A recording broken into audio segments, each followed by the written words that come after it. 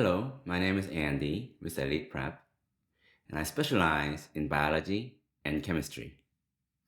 Today, I want to take a look at one of the FRQ questions from AP Biology.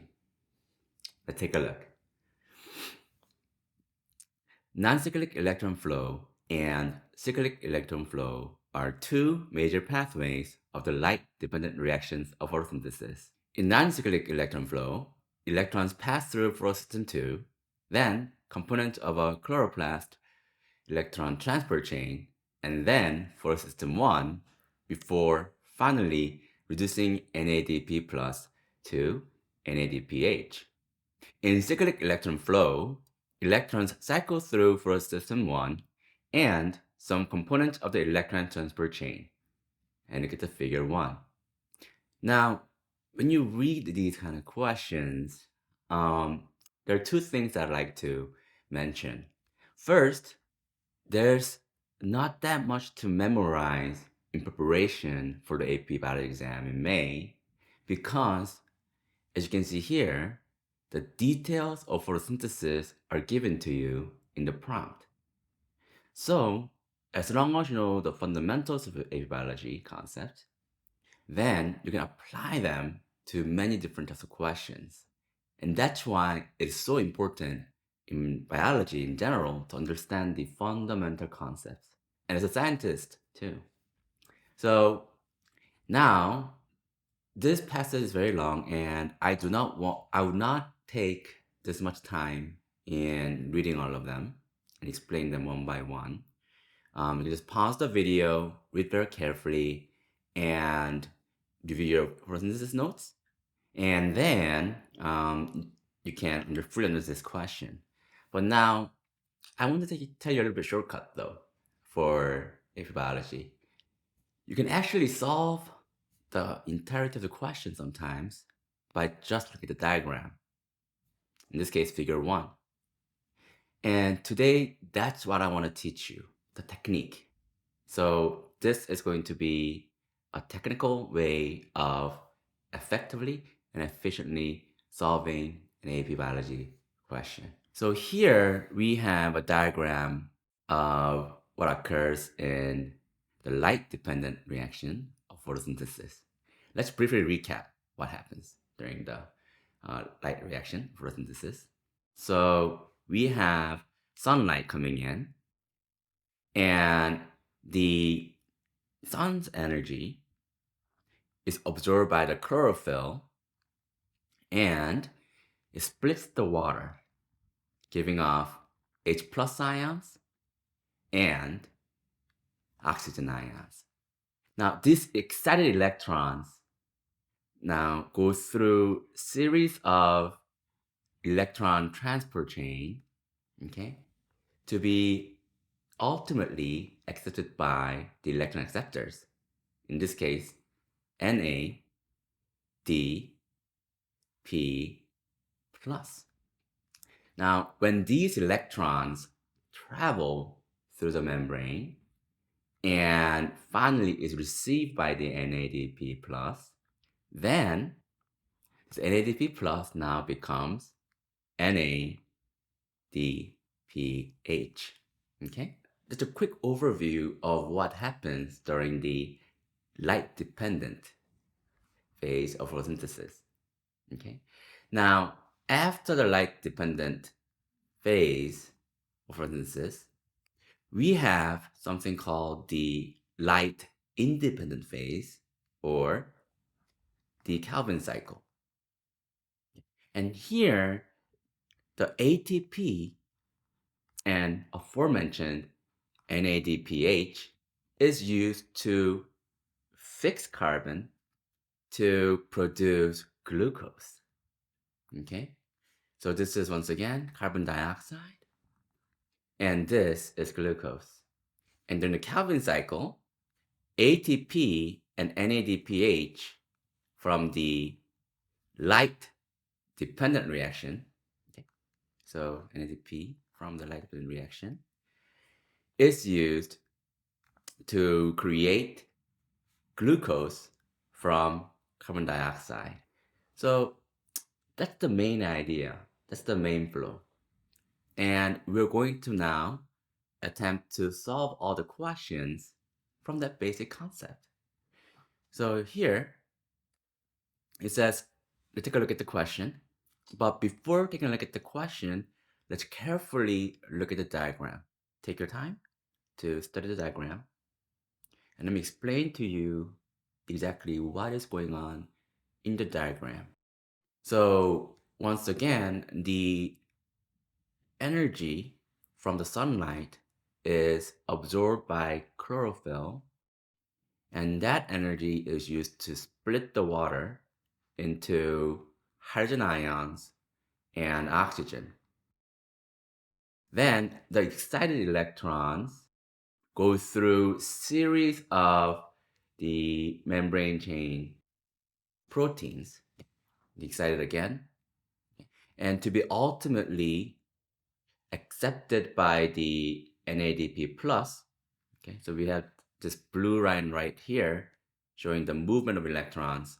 And once the NADP plus accepts the electrons, then it becomes NADPH. So let me repeat that one more time. We have the energy from the sun being absorbed by chlorophyll, and that energy is used to split water into oxygen and H+.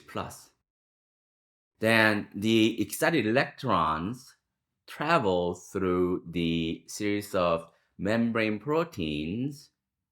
It's re-excited here. And ultimately is accepted by the electron carrier NADP plus. And once the NADP plus accepts the electrons, then it forms NADPH. Now, only thing new here, and remember this is all part of the light dependent reaction. Now, the NADPH is going to enter, and the ATP is going to also enter the second phase of photosynthesis, which is going to be the Calvin cycle, where it's going to be used for fixing glucose from carbon dioxide. Okay. Now we're going to answer all the questions. And once again, I haven't really looked at the long prompt from the previous. I just talked about the previous knowledge of photosynthesis and also this diagram. Once again, on the test day, if you have forgotten the minor details of photosynthesis, do not worry because the question tells you all you need to know. Okay? All right, so now let's go through answering the questions. Describe the role of chlorophyll in the photosystems of plant cells. Okay, so this will be the answer. Chlorophyll is the main light absorbing pigment in the photosystems of plant cells. So that's a definition of chlorophyll, which you should know. Okay. So chlorophyll is the main light absorbing pigment in the photosystems of plant cells. So now let's go on to the next question. Based on figure 1, explain why an increase in the ratio of NADPH to NADP plus will cause an increase in the flow of electrons through the cyclic pathway. Okay. So here we have to examine the diagram very carefully. So when they say increase in the ratio of NADPH to NADP plus, that means that, write the ratio. And as this increases and this decreases, okay, what happens is, so less NADP available and more NADPH, we would have lack of NADP plus to accept the electrons. So the electrons will now more of the electrons will go through the cyclic pathway due to the fact that NADP plus is not as available. Okay, so explain why an increase in the ratio of NADPH to NADP plus will cause an increase in the flow of electrons through the cyclic pathway. Let's write it down. When the ratio of NADPH to NADP plus increases, less NAD plus, P plus, okay, NADP plus, will be available to accept the electrons, thereby causing the increase in the flow of electrons through the cyclic pathway. So that's a lot to write, but remember, okay, that in AP biology, it's not an English exam. So as long as you mention the point in logical order, you get full points. Okay, so here we talked about the ratio increasing, and then the direct result of that ratio increasing, and then the effect of that direct result. Once again, AP biology is a biology exam, not an English exam. So this should guarantee you the full points. Let's now move on to the next question. Here, we're asked to predict. So let me read the question. But before reading the question, the reason why I pointed out the word predict is for the command term predict, you only have to make a claim. You only have to make a prediction to get full point. You don't have to explain. Okay? So once again, don't overwork on your AP biology FRQ. Only do what the command terms tell you to do. So let's read the question. Using the rice plants, scientists examined the effect of a mutation that results in the loss of the protein CRR6. CRR6 is part of the photosystem 1 complex, and its absence reduces the activity of the photosystem 1. Predict the effect of the mutation on the rate of biomass accumulation.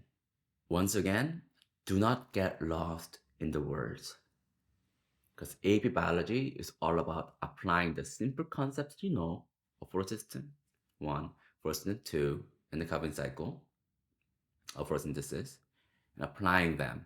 Okay, rest of the information, the additional information that the students need to solve this, is provided in the question itself. Okay, so you don't need to know what CRR6, okay, does. Okay, all you have to know is that the mutation reduces, okay, so here, so loss of the protein CRR6, which is part of the photosystem 1 complex, reduces the activity of photosystem 1. That's all you have to know. Okay. And you also have to know this term biomass. But biology is very friendly in giving you the explanation of biomass. But let's recap. Biomass is the total dry weight, or the weight with water taken out, okay, of the organism. And in this case, as the biomolecule glucose increases, the biomass will increase. Okay, so once again, through photosynthesis, glucose is made, and glucose will contribute to the increase in the biomass. Okay, so predict the effect of mutation on the rate of biomass accumulation. Well, mutation, they said that reduces the activity of photosynthesis 1, right? So I'm going to say the mutation will decrease the biomass accumulation rate. Okay. So once again, you just make a prediction. That's it. Okay. And all the information is given. So if the protein CR6 does not work, then it's going to reduce the activity of photosynthesis 1, and then which in turn will reduce the overactivity of photosynthesis, and it's going to reduce the amount of glucose produced. And so ultimately, that's going to decrease the rate of the biomass accumulation. But did I just say all that to answer this fully? No, I didn't. You just have to make the prediction. And so this would give you a full point for that. And another point here is that many questions in egg biology ask you for the relations. Okay. And so sometimes taking notes will help you to not get lost in detail. Now let's go to the last question. So it says now justify. Okay. So now for justify, we have to write why we have to make a prediction. So as I explained previously, that's what I'm going to write. So let's take a look at how I'm going to write this one. So here, the mutation will decrease the rate of NADPH production in photosystem 1. This would reduce the rate of glucose formation in Calvin cycle, which relies on NADPH. Since less glucose is produced, the rate of biomass accumulation will decrease. So you can pause the video and read over my answer. And let me just give you pointers here. Once again, AP Biology FRQ is not an essay class, it's a biology class. So as long as your answers are in a logical order, then you're getting 4 points. So here are my reasonings here. So first point, the mutation will decrease the rate of NADP production, EHA production in photosystem 1. Check. And this was given in the question prior. And this will reduce the rate of glucose formation in Calvin cycle.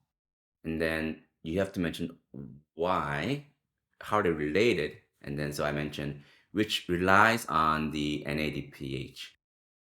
And then since less glucose produced, then the rate of biomass accumulation will decrease.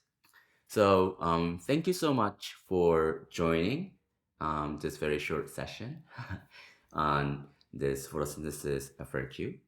And I look forward to studying biology with you in the near future. Bye.